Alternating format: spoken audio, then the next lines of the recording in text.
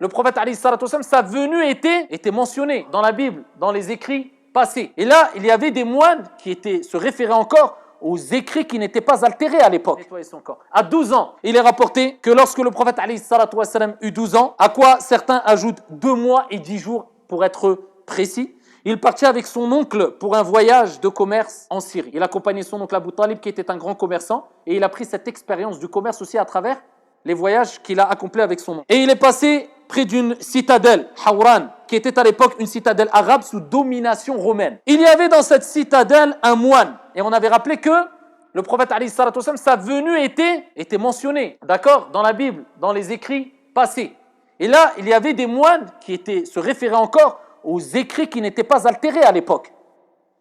Et donc, ils sont passés devant un moine qui s'appelait Bahayra, ou bien Bouhayra, dont on dit que le vrai nom était Jargis. Peu d'importance.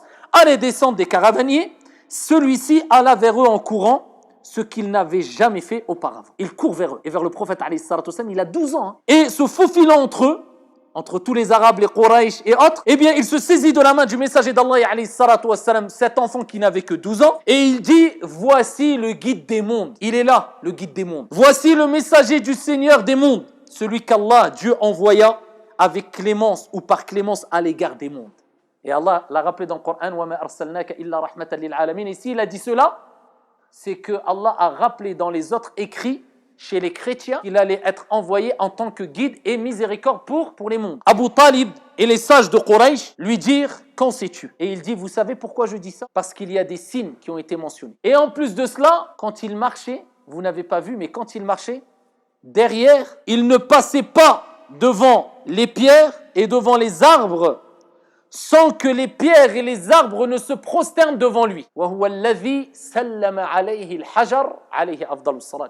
plus de cela, le prophète a rappelé que lors de son vivant, les pierres, quand il passait, il disait alayhi salatu wassalam. Les pierres passaient le salut au prophète alayhi salatu wassalam, et les pierres se sont prosternées ainsi que les arbres pour le prophète alayhi salatu wassalam. Mais il a rappelé que ça c'était un signe qui rappelait que c'était lui, le guide qu'Allah Jalla wa Ala allait envoyer en tant que miséricorde pour les mondes et qui était mentionné dans leur écrit. Et il dit, je le reconnais de plus par un autre signe, c'est par le sceau de la prophétie, qui telle une pomme est au-dessous du cartilage de son épaule, nous retrouvons ce prophète dans nos livres. Alayhi salatu wassalam. Et donc là, à partir de ce moment-là, c'est sûr qu'il y avait un regard un peu spécial vis-à-vis de lui, après ce témoignage. Et donc il y avait ici, une proximité qui était différente d'avec les autres enfants, quand ils ont entendu ce témoignage-là, ici du prophète alayhi salatu wassalam. Il a grandi auprès d'Abu Talib, et à l'âge de 20 ans, le prophète alayhi salatu wassalam a commencé, de par la bonne réputation qu'il avait, d'accord, on l'appelait Muhammad al-Amin, le digne de confiance. On l'appelait Muhammad al-Amin, le digne de confiance. Quel éloge! Les Arabes disaient que lui c'était le digne de confiance. Alors il est important de retenir une chose. Il est dit Man akthara min shay'in urifa bih. Celui qui augmente une chose, il sera connu par cette chose-là. C'est-à-dire quelqu'un qui ment beaucoup, elle sera connue chez les gens comme étant menteur ou mythomane. On en connaît plein. Quelqu'un qui vole beaucoup, il sera connu chez les gens comme étant voleur. Quelqu'un qui est doux, il sera connu chez les gens comme étant doux. Donc en bref, si tu veux savoir qui es-tu vraiment, que fais-tu vraiment dans ta vie, essaie de te renseigner comment tu es perçu par les gens. Et il nous est pas demandé de satisfaire tout le monde, nous. On satisfère avant tout notre Seigneur, tabaraka wa ta'ala. Mais à travers la satisfaction de notre Seigneur, il est important d'agir avec un bon comportement afin de satisfaire les gens aussi. Tant qu'on ne met pas en colère notre Seigneur, tabaraka wa ta'ala. Et il a participé déjà à 20 ans à un pacte, appelé le pacte d'El-Fudul. Le pacte d'El-Fudul nous rappelle l'équité, l'amour de la justice qu'avait le prophète, alayhi salatu wassalam. Il n'y avait pas encore la révélation, il avait 20 ans. Maintenant, nous, quand on parle de 20 ans, on a l'impression 20 ans, malheureusement, à notre époque, c'est encore un petit miskin. Va doucement avec lui, il commence, il n'a pas d'expérience. 20 ans. Vous lisez les hadiths sur Abdullah ibn Abbas. Combien de hadiths il y a sur Abdullah ibn Abbas? Abdullah ibn Abbas, Turjuman al-Qur'an, l'exégète du Coran. Abdullah ibn Abbas, c'était une montagne. Quel âge il avait, Abdullah ibn Abbas, quand le prophète alayhi salatu wassalam est mort? Quel âge, à votre avis? Vous connaissez un peu la vie des compagnons quand même. Ne me faites pas peur. Vous voulez qu'on parle de Zidane ou d'un joueur de foot? Quel âge il avait, Abdullah ibn Abbas? À peu près. Ouais, le grand compagnon Abdullah ibn Abbas, proche du prophète alayhi salatu wassalam, qui a transmis un grand nombre de hadiths, excellent exégète du Coran, qui a reçu l'invocation, ad-du'a du prophète alayhi salatu wassalam, Allahumma faqihhu fi din. La preuve que le fiqh, c'est quelque chose d'extrêmement important. Instruis-le dans la religion, la compréhension. وَعَلِّمْهُ التَّأْوِيلِ. Et enseigne-lui l'explication, l'exégèse du Coran. Donne-lui cette science-là. Quel âge à peu près? Vingtaine d'années. Je ne parle pas quand le prophète était vivant. Quand le prophète est décédé, il est rapporté qu'il avait 10, maximum 12 ans. Quand on entend Abdullah ibn Abbas, on a l'impression qu'on parle d'un compagnon qui avait 40 ans. Abdullah ibn Abbas a dit, t'es un petit. Celui à qui le prophète a interpellé dans le grand hadith, et magnifique hadith, Ya Ghulam, ihfadillah yahfadk. Et il le dit, Ya Ghulam, c'est encore un jeune. Préserve Allah Azza wa Jal, Allah te préservera. C'est-à-dire, préserve les commandements d'Allah Azza wa Jal. Ya Ghulam. Les grandes recommandations. Mais maintenant, si tu parles comme ça à un enfant de 10 ans, il va dire, il me raconte quoi, lui? Il est sur quelle planète? 10 ans. Même quelquefois, tu veux t'exprimer ainsi avec une personne âgée, il va peut-être pas. Vous imaginez, mais quel degré de maturité avaient les compagnons? Comment maintenant rejeter la science et le niveau et vouloir se comparer au niveau des compagnons, radiyallahu anhum? C'est inconcevable. Et donc, le prophète, alayhi salatu wassalam, très jeune aussi, était quelqu'un, regardez les 5 ans, l'épreuve. 10 ans, 12 ans, 20 ans, regardez les épreuves, mais c'était des hommes précoces. À 20 ans, il a participé déjà à un pacte, c'était les tribus qui se réunissaient et qui faisaient des pactes et qui faisaient des accords. Ils se sont tous réunis, ils ont dit, parce que chacun défendait souvent sa tribu, ils se sont dit, on va se réunir pour protéger et défendre toute personne qui est opprimée, qui est touchée par une injustice. Le prophète a participé à ce pacte-là avant l'avènement de l'islam, et ce n'étaient pas des musulmans. Et pourtant, il s'est associé, il s'est allié avec eux. Plus que cela, le prophète, alayhi salatu wassalam, dans un hadith rapporté par Al-Bayhaqi bi sanadin sahih, concernant cette alliance avec des gens qui n'étaient pas musulmans, qui étaient dans le shirk, mais pour le bien. Il dit, je n'échangerai pas la part que j'y ai pris contre un troupeau de chameaux rouges. À l'époque, ils avaient la référence de chameaux rouges, c'était une bête très appréciée, de très grande valeur. Il dit un troupeau de chameaux rouges. Parlez, Nazilunas Manazila, on va parler avec notre niveau, même contre un parking rempli de 1000 Ferrari. Il dit contre cela, je n'échangerai pas le fait d'y avoir participé. Si c'est à refaire, je le referai. Si c'est à refaire, je le referai. Alliance pour le bien, avec des gens qui ne seraient même pas de la même confession que lui, alayhi salatu wassalam. Plus tard, 25 ans, eh bien, il y a eu la fameuse histoire avec cette femme qui a marqué l'histoire, première musulmane en islam. C'est une femme, radiyallahu anha wa ardaha, qui est Khadija, bintu Khuwaylid, radiyallahu anha wa ardaha. Cette femme qui, comme a fait Sahih Muslim, a reçu le salam direct de Jibril alayhi salam, et qui lui a transmis le salam d'Allah tabaraka wa ta'ala. Et le prophète était assis à côté de Khadija. Imaginez-vous la scène. Sa femme, son épouse. L'ange Gabriel n'a pas dit c'est une femme, mettez-la de côté. Allah, il a pas dit c'est une femme, non. Le prophète est là et Jibril apparaît au prophète alayhi salatu wassalam et il dit Khadija va venir avec un récipient de sauce ou bien de nourriture. Idha atatka faqra alayha as-salam min rabbiha azza wa jal wa minni. Quand elle va rentrer, passe-lui le salam de la part du Seigneur des mondes, Allah tabaraka wa ta'ala.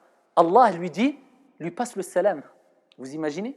Demain, on vous dit, ou ce soir, tu rêves, qu'Allah nous facilite le fait de rêver du prophète Mohammed alayhi salatu wassalam. Dites amin. Et le prophète vient te voir dans le rêve et il te dit Assalamu alayka ya. Là, c'est Allah qui lui passe directement à travers Jibril le salam. Et il dit Minni. Jibril n'oublie pas. Il dit moi aussi, je lui passe le salam. Wa bashirha. Et annonce-lui la bonne nouvelle. Ici, d'un paradis, d'un palais au paradis, fait de pierres précieuses, la sakhaba fihi wa la nasab, où il n'y aura ni bruit et ni fatigue. Donc non seulement elle a reçu le salam d'Allah, de Jibril, et l'annonce qu'elle aura un palais particulier au paradis où elle ne vivra et goûtera ni au bruit ni à la fatigue. Al-ulama ont dit tout simplement parce qu'elle n'a jamais fait goûter ni bruit, ni fatigue, ni encombrement au prophète Mohammed alayhi salatu wassalam. Et Khadija radiyallahu anha wa ardaha, c'était la femme que le prophète alayhi salatu wassalam aimait tellement que lorsqu'elle est décédée, eh bien il continuait à envoyer des cadeaux aux amis de Khadija et il parlait souvent d'elle jusqu'à ce qu'Aïcha a dit oh, on dirait qu'il n'y a que elle, Khadija. Et le prophète alayhi salatu wassalam a dit elle a été et elle restera. Radiyallahu anha wa ardaha. Et quand il était marié avec Khadija, il n'a épousé aucune autre femme. Il avait que cette femme-là. Khadija, radiyallahu anha wa arda, une réponse claire et nette à celles et ceux parmi les dénégateurs qui disent oui mais le prophète cherchait les femmes les plus jeunes, regardez Aïcha était jeune, ceci, cela. Le prophète alayhi salatu wassalam était âgé de quel âge? 25 ans. Alors que Khadija radiyallahu anha wa ardaha était âgée de quel âge? Regardez l'âge, la différence. Une vingtaine d'années de différence entre le prophète et, regardez, 25, 40, 45 ans. Le prophète alayhi salatu wassalam était marié avec une femme très âgée. Il n'a pas recherché la beauté physique, mais la beauté intérieure, la maturité. Le côté ici noble qu'avait Khadija, qui était une grande femme commerçante et très mature. Et le prophète alayhi salatu wassalam a eu des enfants avec Khadija. Et il a eu tous ses enfants sauf Ibrahim. Et les enfants du prophète alayhi salatu wassalam étaient Qasim. C'est pour ça qu'on l'appelle Aboul Qasim. Est-ce que maintenant quelqu'un a le droit de s'appeler Aboul Qasim, avoir cette kunya-là? Le prophète alayhi salatu wassalam a interdit d'avoir cette kunya-là. Sauf qu'il y a divergence, comme dans beaucoup de sujets. Et une grande partie des savants, dont l'imam Malik, rahimahullah ta'ala, qui était plus à même de parler de ces sujets-là, car il avait une proximité très étroite avec les compagnons et avec le prophète alayhi salatu wassalam quelque part. Parmi les plus grands des professeurs de l'imam Malik, c'était l'imam Nafi', qui était l'affranchi de Abdullah ibn Omar. Mais vous imaginez, l'imam Malik disait à Nafi', qu'est-ce qu'il t'a dit Abdullah ibn Omar? Regardez la proximité. Abdullah ibn Omar disait, c'était très proche. L'imam Malik, Al-Qadi Iyad et un grand nombre de savants ont dit non, c'est autorisé. Pourquoi? Parce que la raison ou l'interdiction est propre au vivant du prophète alayhi salatu wassalam. C'était quand le prophète était vivant. Et quand le prophète est décédé, l'interdiction est partie avec. C'était pour ne pas s'assimiler au prophète alayhi salatu wassalam, surtout qu'à l'époque, beaucoup de gens commençaient à apparaître en prétendant que, à l'époque du prophète alayhi salatu wassalam, que c'était des faux prophètes, que c'était des prophètes, mais bien sûr c'était des faux prophètes. Donc il avait Qasim, Zaynab, d'accord, ça c'est les enfants du prophète alayhi salatu wassalam, Qasim, Zaynab, qu'il a eu avec Khadija, tous sauf Ibrahim. Qasim, Zaynab, Ruqayya, Kulthum, Fatima et Abdullah. Et le prophète alayhi salatu wassalam, fi sahih Muslim, il dit Ahabbul asma' ila Allah azza wa jal, Abdullah ou Abdurrahman. Les noms les plus aimés auprès d'Allah, c'est Abdullah et Abdurrahman. Et rapporté par l'imam Muslim, Jibril alayhi salam a dit et a annoncé la bonne nouvelle à Khadija radiyallahu anha warda, comme on l'a vu. À 35 ans, le prophète alayhi salatu wassalam a participé à la rénovation de la Kaaba après qu'elle fut délabrée au fil des temps. Donc la Kaaba a été construite, les savants divergent. Le premier qui a construit la Kaaba, certains disent que c'est Adam, d'autres les anges, à la colline. Elle fut délabrée plusieurs fois et elle fut reconstruite par Ibrahim alayhi salam. Ensuite, elle fut délabrée et elle fut reconstruite. Et le prophète alayhi salatu wassalam a participé, Allah lui a donné ce sharaf, cet honneur-là, de participer à la rénovation. Et il s'est passé un conflit. Et le conflit concernait qui allait poser, après la rénovation, la pierre noire dans l'angle. Ils ont fini de rénover. Qui va poser la pierre noire? Je vous dis, c'est qui? Il y avait des tribus. Chacun réclamait le droit de poser la pierre noire. Mais après ça laisse une certaine empreinte. C'est telle tribu qui a posé la pierre noire dans l'angle. Il y avait déjà la pierre noire. Et on en parlera de la pierre noire, Inch'Allah, lors du cours sur la Umrah. Donc, ici, le prophète alayhi salatu wassalam est intervenu. Vous imaginez, il avait déjà cet art. Il avait déjà cette hikmah, cette sagesse-là. Et la sagesse, c'est de faire ce qui convient, de la manière qui convient, au moment qui convient. Il n'avait pas encore la révélation, Et il est intervenu avant qu'ils ne se disputent tous entre eux. Il a dit, ce qu'on va faire, on va étaler un drap. Et chacun, responsable, chef de tribu, va prendre une partie du drap. On va mettre la pierre noire au milieu et on va se diriger tous ensemble jusqu'à la Kaaba. Et ensuite, on va poser la pierre noire. Comme ça, tout le monde l'aura fait quelque part. Et ils ont fait. Il a donné l'idée, ça s'est passé bien. Et Allah, à travers cet événement, a voulu que ce soit le prophète avec ses mains bénies qui pose la pierre noire dans l'angle ici qui la concerne. Alayhi afdalus salati wa azka taslim.